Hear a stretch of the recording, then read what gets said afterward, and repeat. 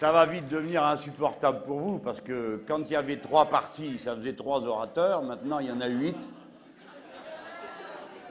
Ça en fait 8, plus moi ça fait 9, plus celui qui représente ceux qui ne représentent pas, ça fait 10. Alors vous comprenez, je dis ça pour les journalistes, les journalistes, il faut toujours leur vendre un truc qui ne va pas, hein. Sinon, ça manque de piquant, quoi. Il y a un grave problème. C'est l'inflation des orateurs. Alors, mes amis, on va dire que ce rassemblement ce matin, ce sera une espèce de tournant, hein. À partir de maintenant, il faut que vous vous y fassiez. Quand il y aura des réunions, on ne parlera pas tous. Mais ça ne veut pas dire que ceux qui ne parlent pas sont punis, ou qu'on les aime plus, ou qu'ils ont été chassés, ou qu'il y a un problème. Et vous n'êtes pas obligé de guetter la file de ceux qui montent à la tribune pour regarder dans quel ordre, parce qu'une fois, ça sera l'ordre alphabétique, après, ça sera l'ordre de celui qui est arrivé le premier. Et puis, comme ce matin, ben, c'était l'ordre dans l'ordre d'arrivée au front de gauche. Voilà. C'est rien d'autre. Je commence d'abord par ça. Les seuls problèmes qu'il y a au front de gauche, et il y en a, c'est des problèmes de croissance. Voilà. Il y en a qui n'ont pas ce genre de problème, ben nous aussi. Mes premiers mots doivent aller d'abord et avant tout pour remercier ceux qui nous ont accueillis, c'est-à-dire l'Université de Grenoble 3 Stendhal et sa présidente Lise Dumassy. Compte tenu de la chasse aux sorcières dont nous faisons l'objet et des sentiments si amicaux qui me sont portés, puisque même quand je suis en vacances, on continue à dire des horreurs sur mon compte, tout ça en toute bienveillance, hein. Parce que si jamais je réplique, c'est moi l'agressif. C'est moi qu'on invite à être tolérant. Les mêmes gens qui disent comment on va se débarrasser de lui. Tout ce que vous avez pu lire sur mon compte. Donc j'apprécie qu'une université, fidèle à sa tradition d'ouverture, à l'esprit qui doit être celui de ceux qui enseignent, qui est celui du doute, de la confrontation, des points de vue différents, d'où pour finir jaillit la connaissance et la décision, toujours provisoire. Toujours provisoire, car il n'y a pas de vérité ni de certitude qui ne puisse être mise en cause demain par tel ou tel raisonnement, et telle est la force de la démocratie qu'elle nous donne justement la possibilité de défaire ce que l'on a décidé la veille et de pouvoir le faire honorablement, dignement, parce que l'on a en vue le bien public, l'intérêt général. Mes amis, merci au personnel du Crous qui nous ont supportés pendant ces jours, c'est vraiment le mot supporter. Merci aux 3000 participants qui ont circulé. Beaucoup sont déjà remontés dans les trains et sont repartis. D'ailleurs aussi, dans cette réunion, il y a des gens qui sont déjà repartis. Et moi, s'il n'en tenait qu'à mon estomac, je ne serais déjà plus là. Merci aux 130 intervenants qui ont accepté d'être là, aux dizaines de sites, blogs, journaux de toute taille qui ont accepté de venir observer et nourrir nos travaux. Les revues comme Le Sarcophage, comme Politis, comme Fakir, L'Humanité, bien sûr, notre compagnon quotidien de tous les jours, notre ami. Les organisations qui ont voulu voir à quoi ressemble ce front de gauche dont on entend parler, et dont des fois quelques-uns de leurs membres sont eux-mêmes les électeurs ou les électrices. Je pense en particulier à Femmes, Égalité et à Oser le féminisme, que nous avons reçu avec beaucoup de bonheur. Le collectif No Gazaran, le comité pour l'annulation de la dette du tiers-monde. J'en oublie certainement la centaine de bénévoles de l'Isère, épaulés par les militants de Lyon, Aix, Paris, Toulouse, qui ont fait le travail. Ça m'amène maintenant à remercier les militants des partis politiques. Et je veux juste en dire un mot. S'il y a parfois du confort à venir mettre les pieds sous la table, c'est parce qu'il y a les militants des partis politiques. Les militants des partis politiques qui ont maintenu la flamme. Les militants des partis politiques qui ne sont pas les robots que certains décrivent de l'extérieur, qui ne sont pas militarisés, qui agissent librement, en conscience, qui se dévouent. Et quand vous interrogez telle ou telle personne, quand vous venez remplir votre bulletin pour vous inscrire à l'université d'été, si la réponse n'est pas toujours la bonne, n'oubliez jamais, c'est un militant. Il le fait pour le bonheur de tous les autres. C'est une femme, c'est un homme, c'est un instituteur, c'est un ingénieur,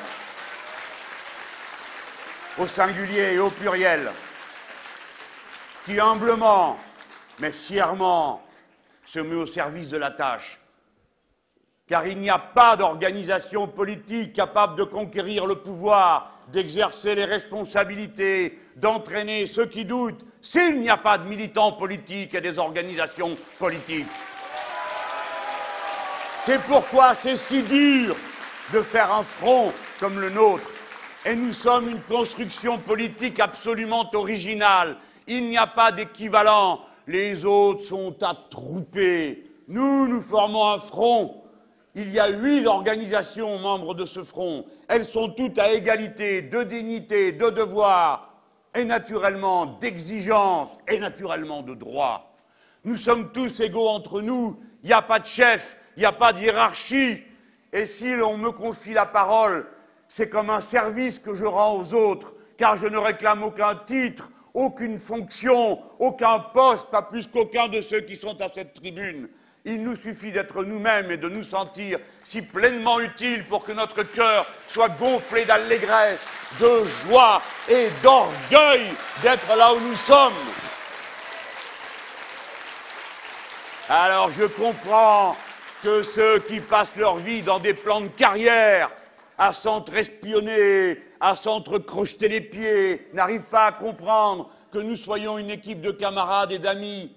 Bien sûr que nous discutons entre nous, ça va de soi. Connaissez-vous une seule assemblée où on ne discute pas, une seule famille où on ne discute pas? Eh bien, nous, on discute. On n'a pas toujours la même manière d'approcher les choses. Pourquoi? Parce que le front de gauche n'est pas une théorie. Nous ne sommes pas en train de réaliser un plan que secrètement nous aurions écrit en douce au moment où nous avons fondé le front de gauche. Le front est une pratique. Il vit dans la logique du poète Machado. C'est en marchant que se fait le chemin.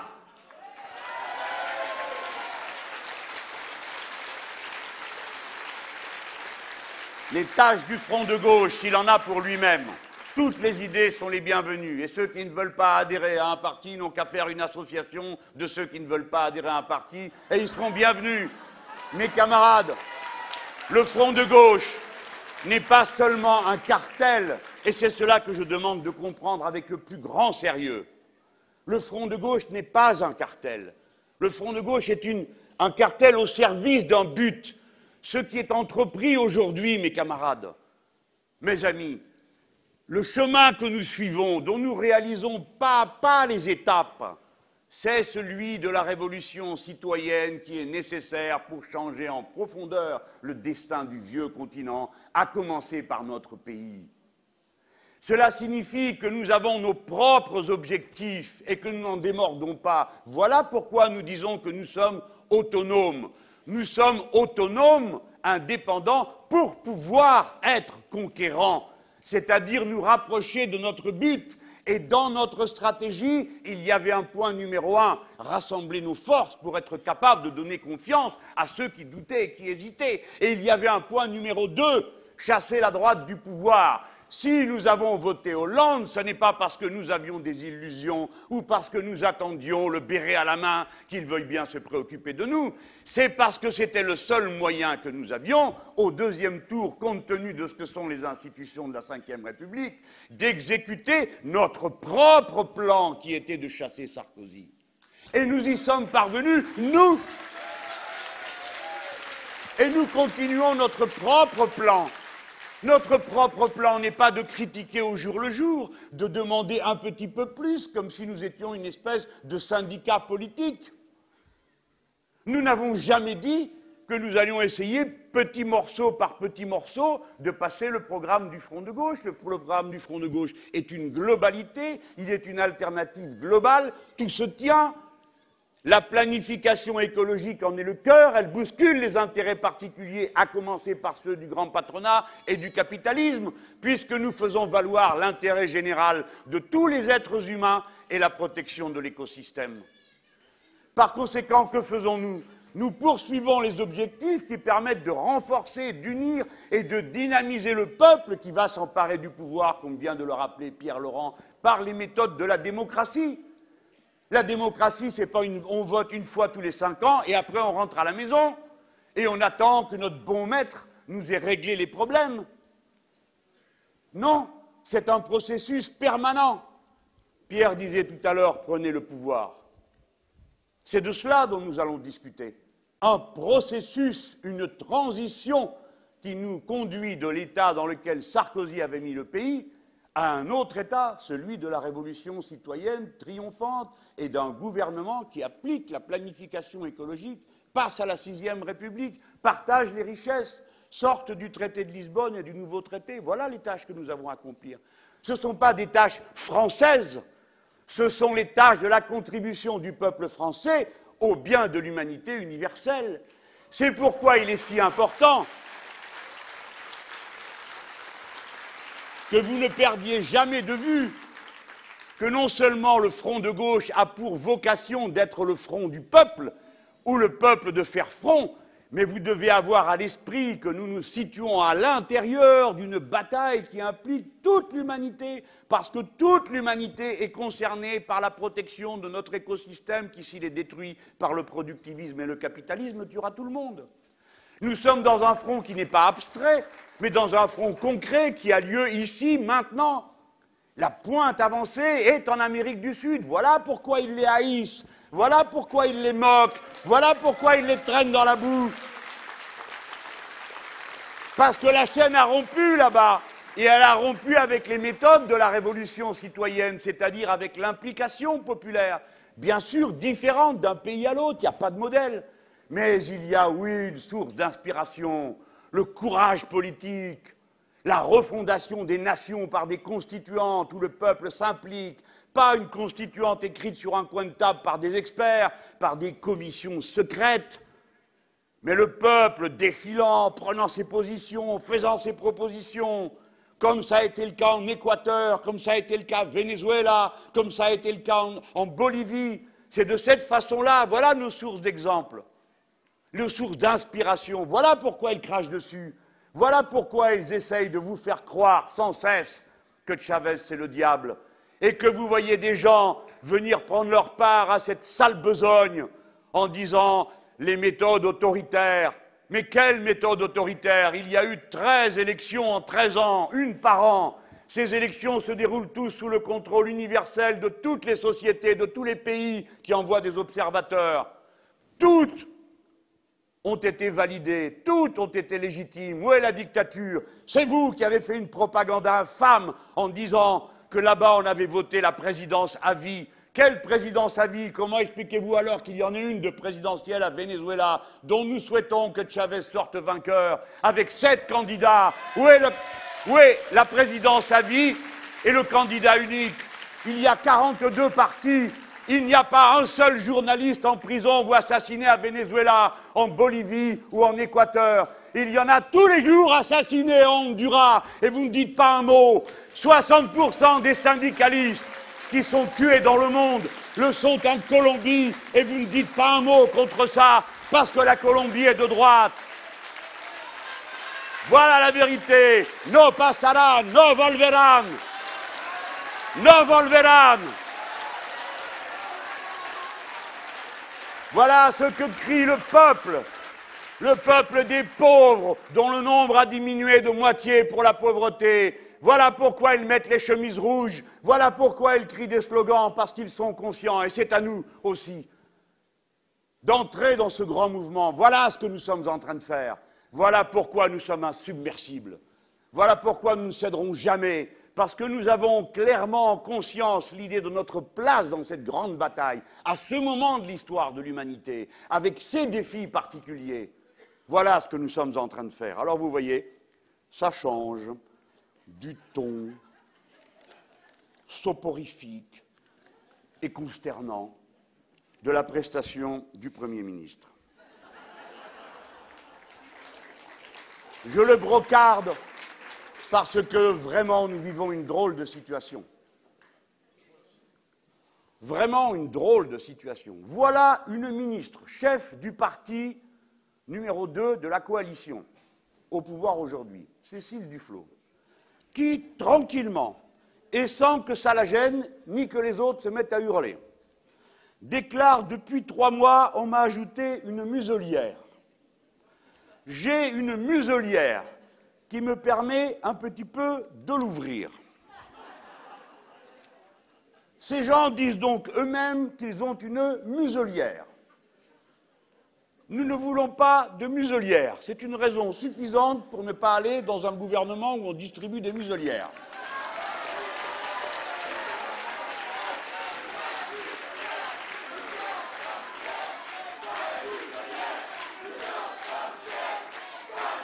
Ça va faire un tabac. Pas de muselière, nous en sommes fiers. Pas de muselière, nous en sommes fiers. Voilà. Alors, il y avait la muselière. Et depuis hier, il y a un nouvel instrument, la gomme. Nous posons des questions claires, simples, qui ne visent pas les personnes, mais le fond, comme l'a fait tout à l'heure Pierre Laurent. Je rappelle ce qui a été dit hier. Nous avons demandé, simplement et clairement, l'amnistie des syndicalistes condamnés pendant la période Sarkozy parce qu'ils se sont battus pour nous. Nous avons demandé que dans toutes les entreprises où l'État est actionnaire, l'État fasse obstacle au démantèlement et aux privatisations en prenant l'exemple de l'entreprise de Thales avec ses performances mondiales dans l'ingénierie médicale. Nous avons demandé la loi contre les licenciements boursiers, dont le texte a déjà été déposé et a déjà été voté au Sénat par les sénateurs socialistes. Nous avons demandé la loi sur le droit de préemption des entreprises qui permettrait de répondre à la lutte des fralibres et à bien d'autres. Nous avons demandé si l'abrogation de la loi responsabilité pour les universités, LRU, si cette question d'abrogation était oui ou non à l'ordre du jour, alors que c'est la demande des syndicats étudiants et de toute une série d'organisations que vous connaissez aussi bien que moi, comme des chercheurs. Nous avons demandé si la fin du paiement à l'acte dans les hôpitaux était envisagée et dans quel délai. Nous avons demandé si le comité Jospin, dont je m'empresse de dire que nous attendons quelque chose. Premièrement, qu'ils ne se réunissent pas à huis clos, mais publiquement, et que ces débats soient retransmis. Deuxièmement, dont nous attendons qu'ils donnent lieu à des interpellations, des réunions, un travail qui permette aux citoyens de s'impliquer dans la révision de l'organisation de la règle du jeu politique, et dont nous attendons que non seulement ils mettent un terme au cumul des mandats, mais qu'aussi ils permettent la représentation proportionnelle qui fera cesser cette chose incroyable qu'alors que nous avons rassemblé 4 millions de voix aux élections présidentielles, nous n'avons que 10 représentants à l'Assemblée nationale, du fait que les circonscriptions Pasqua, je t'aime moi non plus, ne nous sont pas favorables, ce qui est un scandale et une honte dont le Premier ministre devrait plutôt rougir que de venir me regarder en disant « tu n'as même pas été élu député ».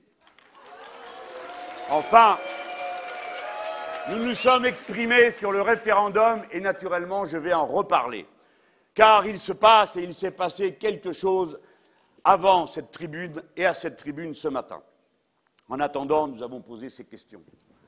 Quel genre de jeunes vous êtes devenus, mes camarades du mouvement de la jeunesse socialiste? Quel genre de jeunes vous êtes devenus, vous dont l'organisation a signé l'opposition au traité de Lisbonne? Vous qui receviez le Premier ministre et qui trouvez le moyen que pas un d'entre vous pose la question sur ce sujet du référendum, ne serait-ce qu'en reprenant les expressions qui étaient celles du Premier ministre lorsqu'après le traité de Lisbonne, il avait déposé une motion référendaire. Pourquoi n'avez-vous pas posé la question? Vous aviez déjà la muselière? Vous vouliez l'aider à passer la gomme? De quel côté étiez-vous? Comment se fait-il que pas un d'entre vous ne pose la question de la LRU? Comment les syndicalistes qui étaient dans la salle de l'UNEF n'ont pas eu un mot pour l'amnistie des syndicalistes ouvriers? Quel incroyable recul! Je sais bien qui vous êtes, je connais la jeunesse frondeuse. Mais si déjà à votre âge vous êtes déjà si toutouisé, mais qu'est-ce que ça va être dans 1 an et dans 2 ans? Allez, vive la rébellion!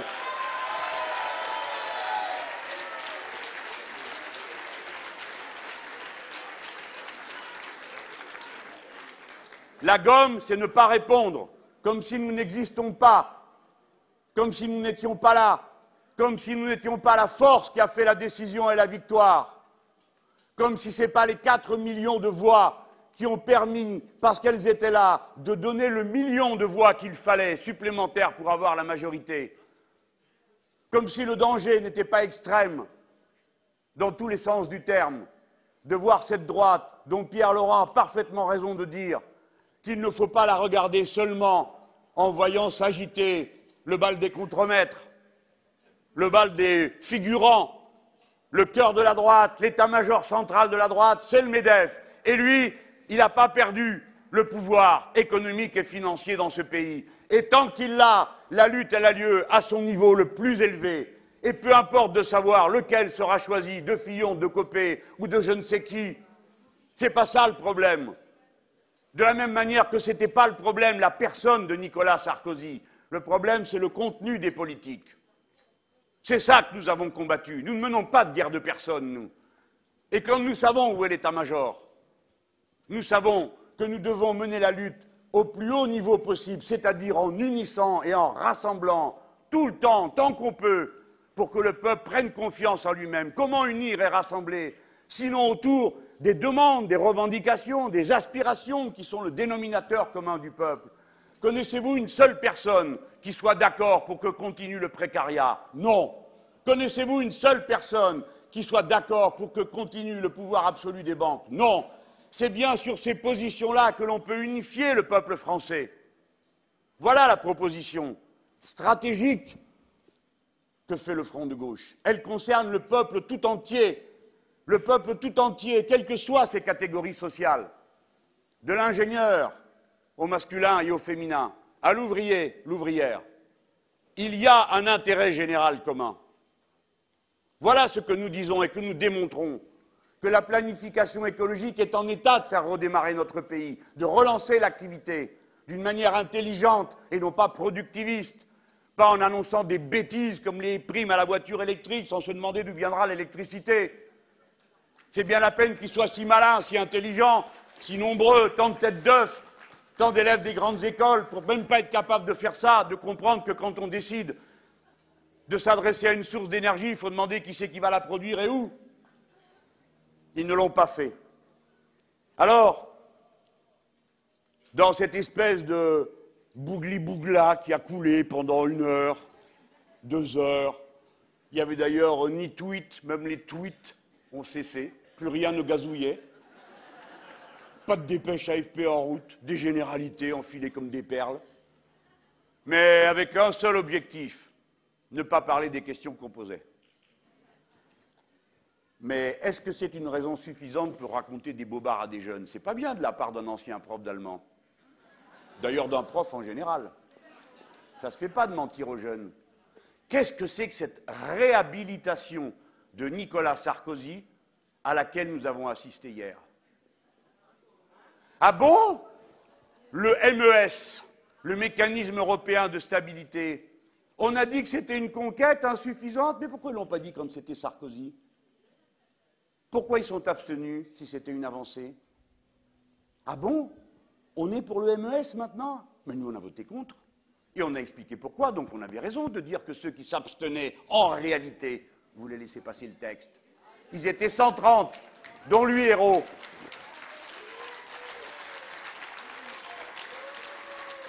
On dit, nous avons obtenu un pacte de croissance.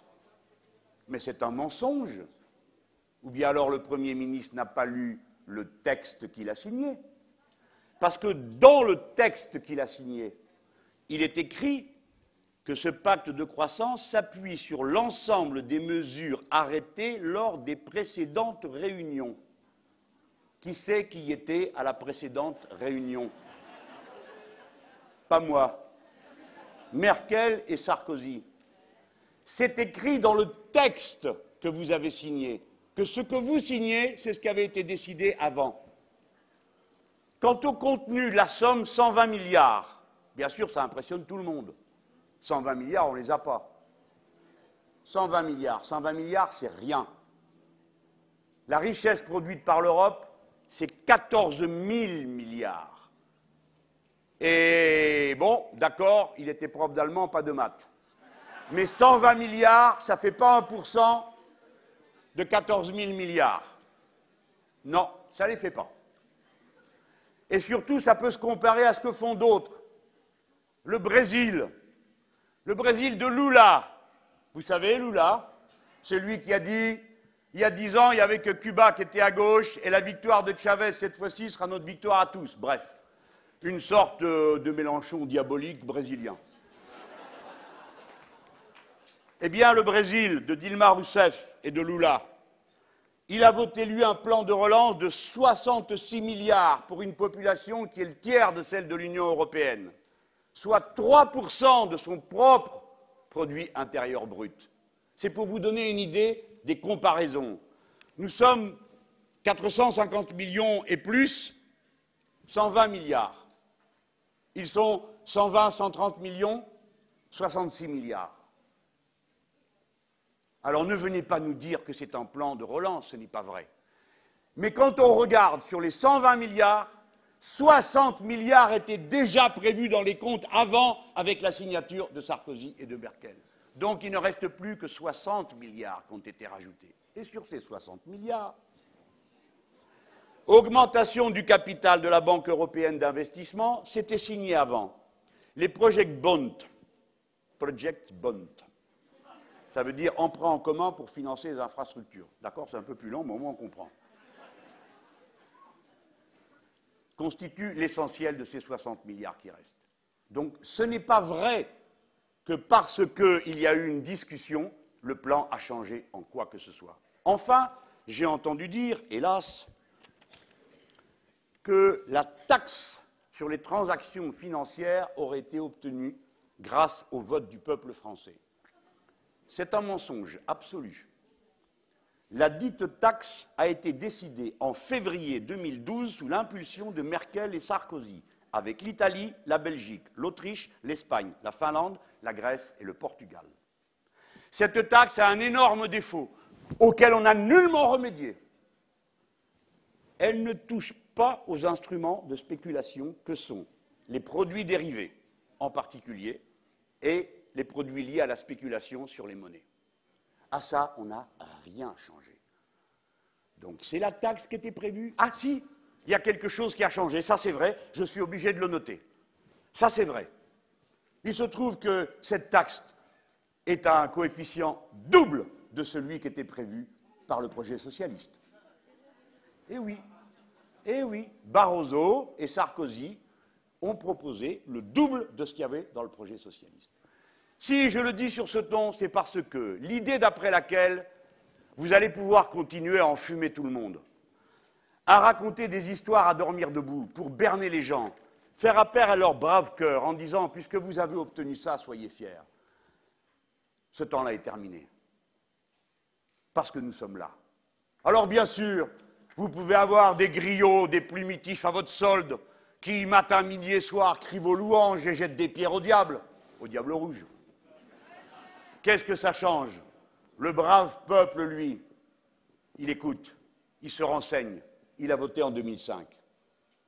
Il sent qu'il y a un loup.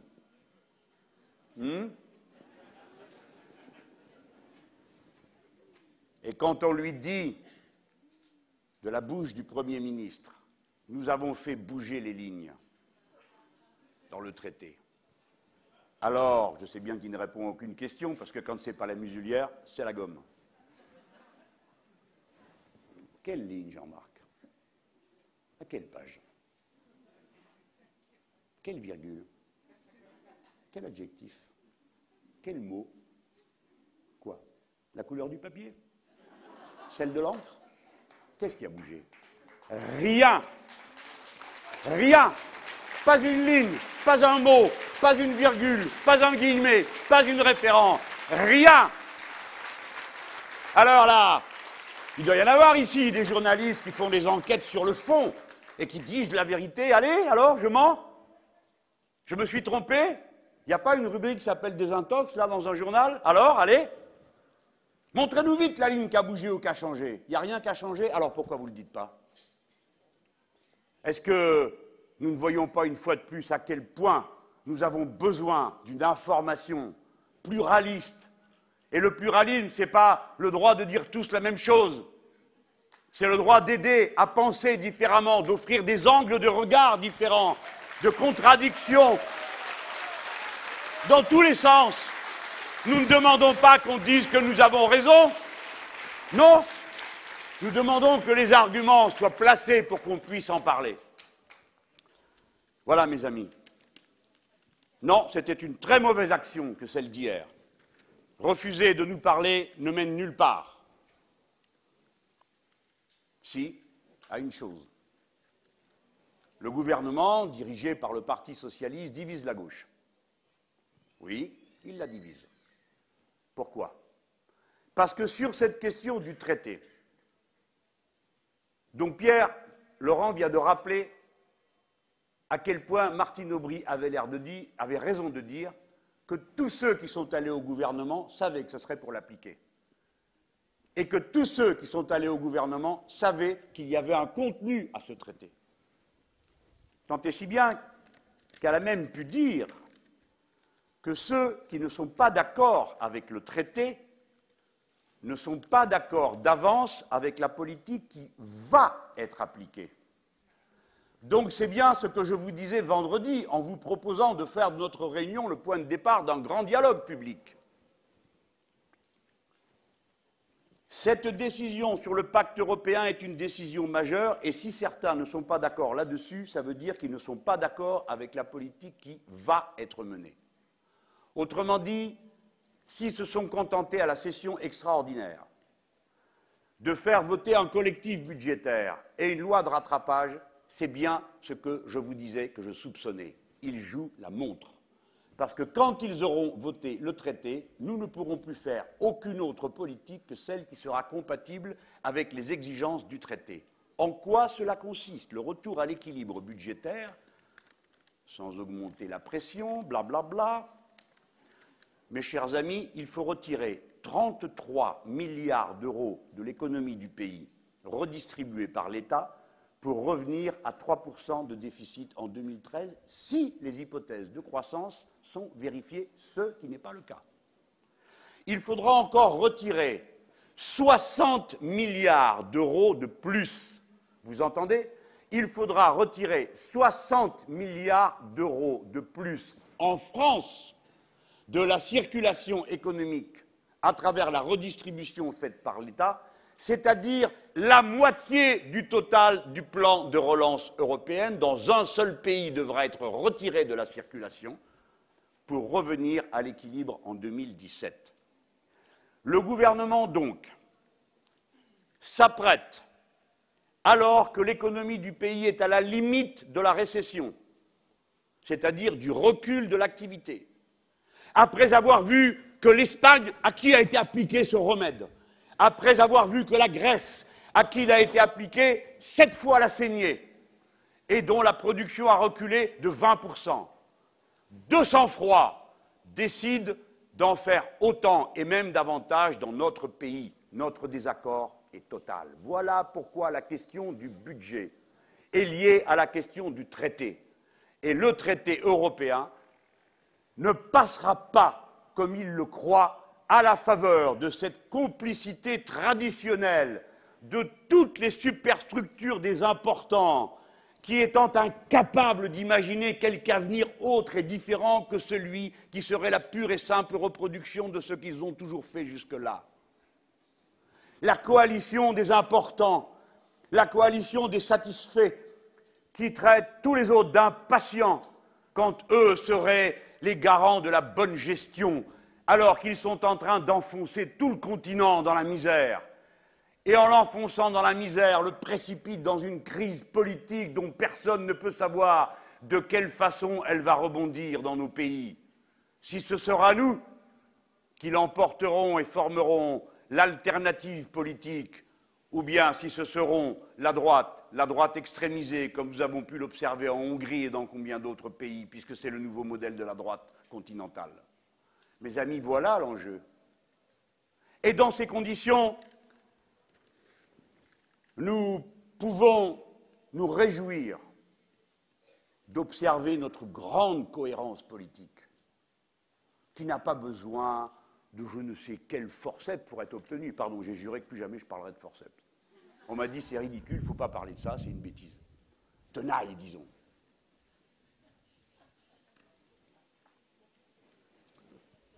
Nous allons nous battre et nous allons prendre des risques.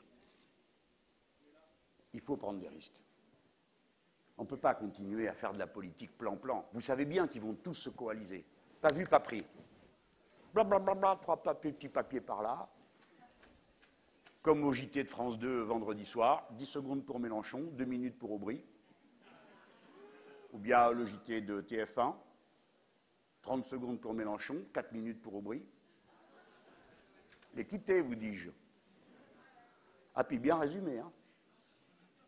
À Grenoble, M. Mélenchon s'en est encore pris au gouvernement socialiste. Martine Aubry.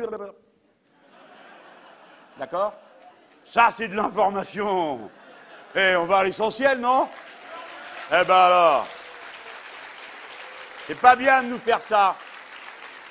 Mais donc, ils vont le faire comme ça jusqu'à ce qu'arrive le traité. Et puis, il y aura une tribune par-ci, une tribune par-là, la vie, quoi, hein, qui continue, et puis ça passe. C'est comme le Front National, on le dédiabolise.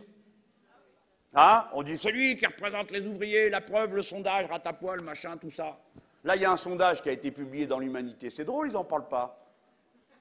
42% des Français, d'après le sondage, hein, dit que les propositions du Front de gauche devraient être plus entendues. Et nous mettons nous en tête loin devant le Front National chez les ouvriers. J'attends de savoir qui c'est qui va m'en parler dans une émission ou une autre, là, pour voir. Hein.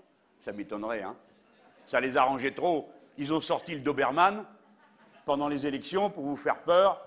Et après, ils lui ont dit « Couchez Médor, c'est bon, le travail est fait. » Elle est partie en vacances. Les 2 qui ont été élus députés, on ne les a plus vus, ni entendus. Ils n'étaient même pas là à propos du collectif budgétaire. Alors, les gros malins qui avaient voté pour les représentants, je ne sais pas quoi, là, qu'on vous avait dit que ça allait être les plus résolus.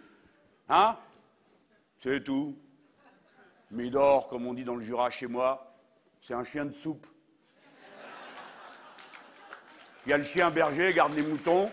Il y a le chien de garde, il garde la maison. Puis le chien de soupe, il garde la gamelle, quoi. Il attend qu'elle se remplisse. Voilà ce qu'est le Front National. C'est le chien de garde de la gamelle. Si je vous parle d'eux, c'est parce que nous avons mis le paquet pour montrer que nous étions déterminés. Oui, on a pris des risques. Vous avez vu comment ils se moquent de moi? On croirait que c'était moi le député sortant là-bas à Hénin-Beaumont. Ah non, non, non, c'était pas le sujet. Hein, mais nous avons mené la bataille, nous sommes fiers de l'avoir menée. Maintenant, personne dans ce pays pourra dire les responsables du Front de gauche sont des planqués qui vont dans les circonscriptions gagner d'avance. Et deuxièmement, tout le monde sait que s'il faut du courage, nous on en a. Et s'il faut prendre du risque, nous on en a. Alors, mes camarades, mes amis, là, nous allons nous exposer. Vous avez entendu Pierre Laurent tout à l'heure. Il vous a expliqué pourquoi, dans notre esprit, pas question de jouer la bataille de ce traité comme les autres. Pourquoi? Parce qu'on a gagné l'élection présidentielle, on a battu Sarkozy. On ne fera pas comme les autres fois. On a fait tout ce qu'on a pu, lui et moi. Je me rappelle cette scène à Villeurbanne. Pierre a pris une demi-heure pour expliquer ce qu'il y avait dans le mécanisme européen de stabilité. Moi, le lendemain, une demi-heure à Montpellier. Pour ceux qui y étaient, hein, vous l'avez senti passer comme ce matin. Le soleil, tout, une chaleur à crever. On a fait tout ce qu'on a pu. De quoi on a discuté? De la viande halal. 10 jours. Le mécanisme, rien. Rien, une honte. Le peuple français a été engagé dans une spirale sans même le savoir. C'est normal, c'est tellement compliqué à expliquer toutes ces choses. Il faut du temps pour comprendre. Mais je le dis à tous ceux qui nous écoutent ou nous regardent, tout le monde a besoin de temps pour comprendre et d'explications. Moi comme les autres, hein. Il ne faut pas croire que je tourne les pages comme ça.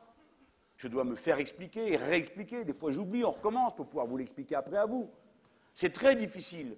Mais moi, bon, je suis député, c'est mon travail de faire ça. Pensons aux braves gens, on leur dit mais non, pas de problème, on a fait bouger les lignes. Bon, on a fait bouger les lignes. Ils sont braves, ils le croient. Il faut que nous, on passe derrière pour expliquer que ce n'est pas vrai. Mais cette fois-ci, mes amis, nous devons mettre des moyens nouveaux en batterie. Vous avez entendu Pierre Laurent.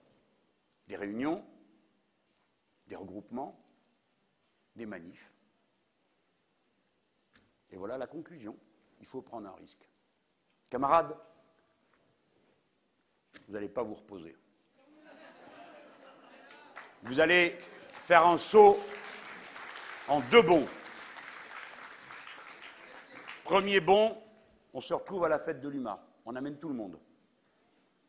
La fête de l'UMA, première grande manifestation populaire qui va avoir le sens de mobilisation générale de tous les cadres du deuxième bond.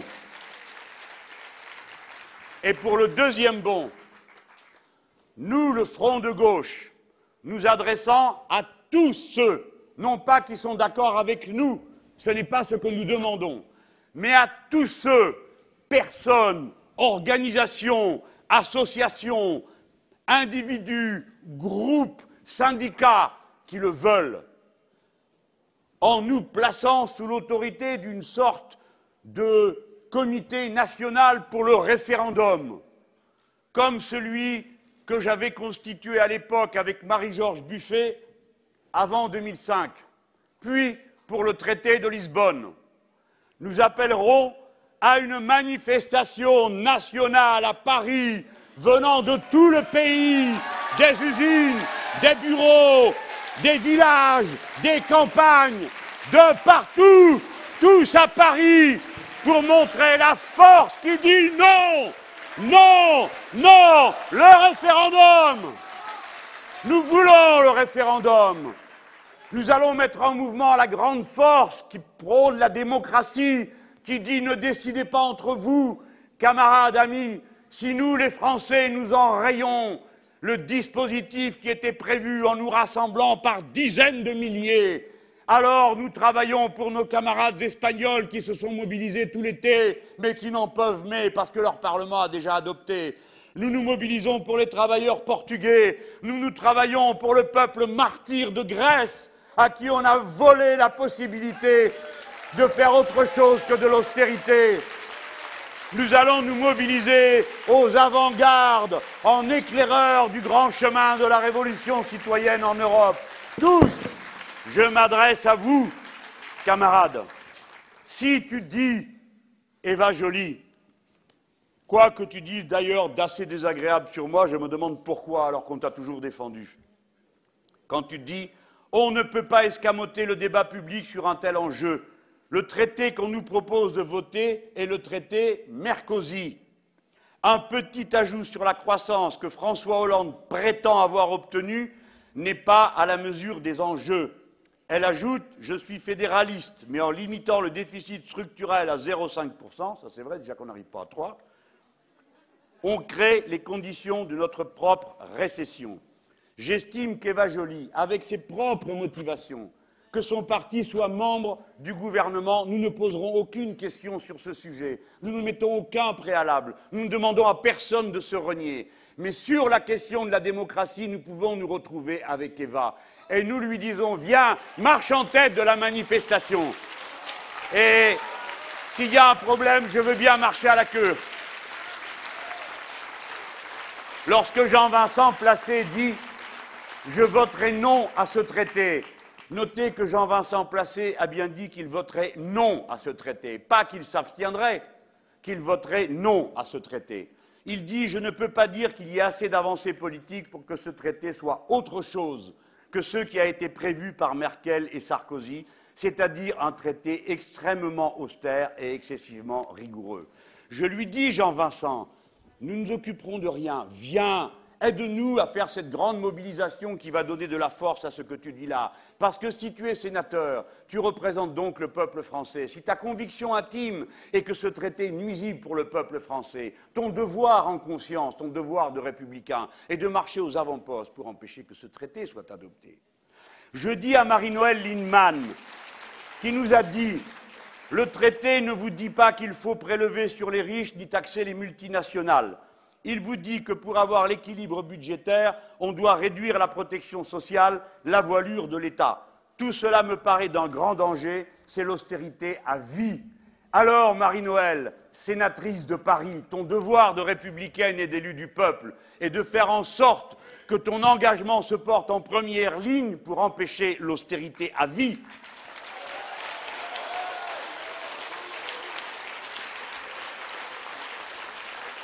Amis, camarades, grand peuple du nom de gauche, ne vous laissez pas gommer. Montrez-vous, vous ne serez pas gommés. Venez par milliers et milliers dans la rue. Ne vous laissez pas museler, députés écologistes, députés de la gauche du parti. Il ne suffit pas de dire qu'on est la gauche du Parti socialiste, il faut le prouver par des actes. Lorsque moi j'étais un parlementaire de la gauche du Parti socialiste, je ne m'abstenais pas, je ne cachais pas mes idées, je votais contre. Il faut voter contre. Et je voudrais vous montrer que si vous vous laissez gommer, vous vous ferez passer la muselière.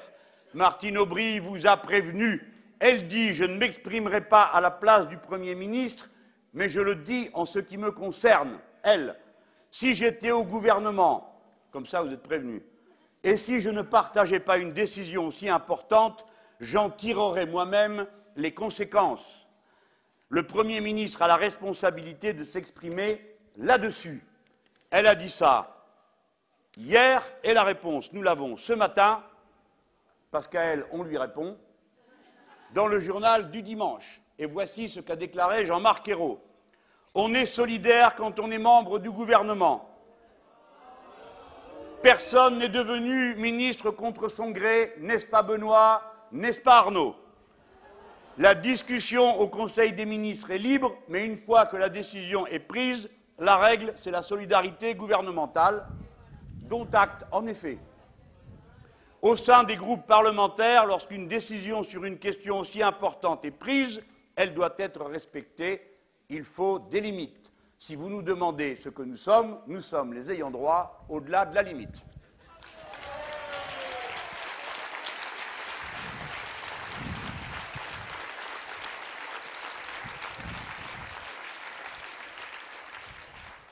Voilà, il faut bien qu'il y ait une conclusion.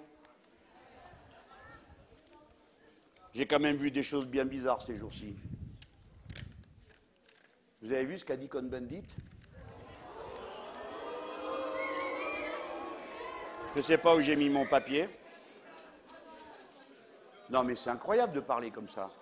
Alors, il y en a un, il a la gomme dans une main, la muselière dans l'autre. Et puis vous avez la deuxième couche qui est mise par Cohn-Bendit. Mais sur quel ton? Ces gens-là sont les diviseurs de la gauche. Les uns font la politique de Sarkozy avec le traité Merkozy, et les autres utilisent les méthodes. Parce que vous vous rappelez comment on a crié quand M. Fillon avait mis en cause l'accent norvégien d'Eva Joly. Mais jamais on n'aurait cru que Cohn-Bendit, qui voit si vite la paille du populisme dans l'œil du voisin, ne s'apercevrait pas de la poutre machiste qu'il a dans la sienne. Quoi? Il a osé dire à Eva Joly, t'as qu'à aller organiser un référendum en Norvège.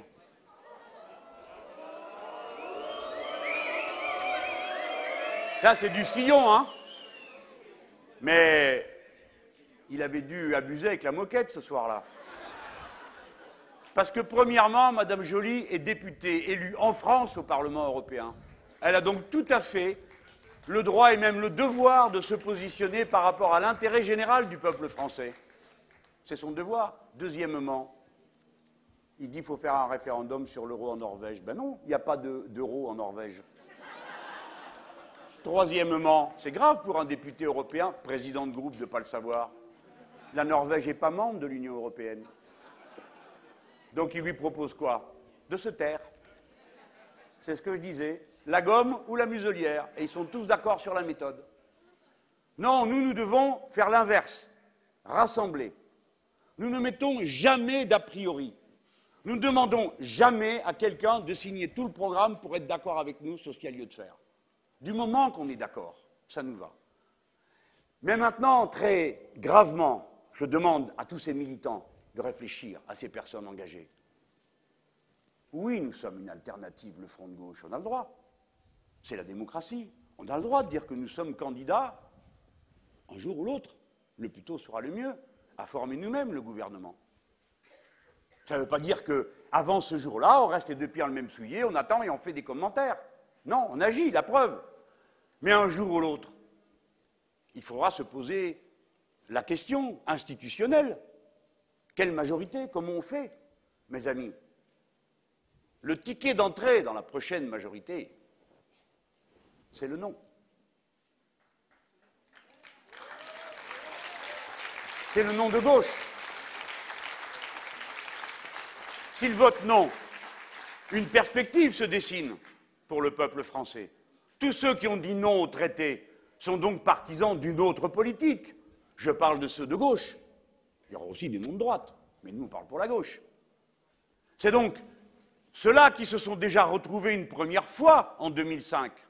Nous avons fait campagne avec Henri Emmanuelli. Moi j'étais socialiste à l'époque. Il y avait bien un non socialiste. Il a disparu, il n'existe plus. Il est gommé ou il a la muselière.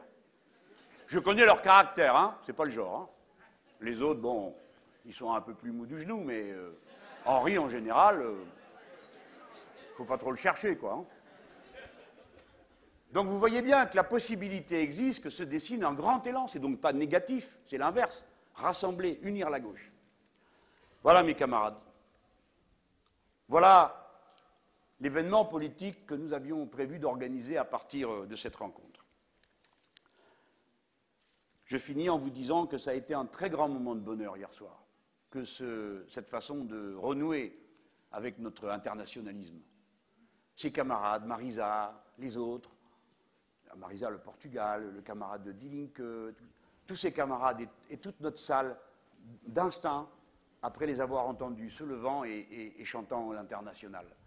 Cette union qui, à travers nos personnes, nos modestes personnes, cette union des peuples, des langues, des régions, retrouvées autour de revendications communes, d'espérances communes, de mots d'amour, de poésie commune.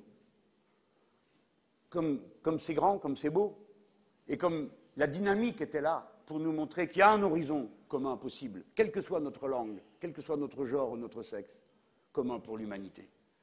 Quel bonheur d'être là, avec Maïté Mola, les Espagnols, les Allemands, les Grecs, les Italiens, les Portugais, les Équatoriens, à qui nous adressons un salut fraternel, anti-impérialiste,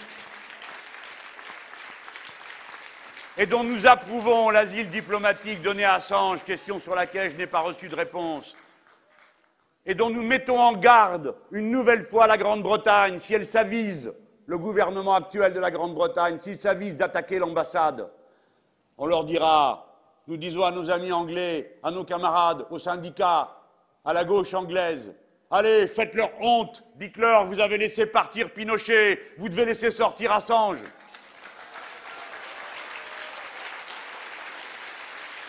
Allez, mes amis,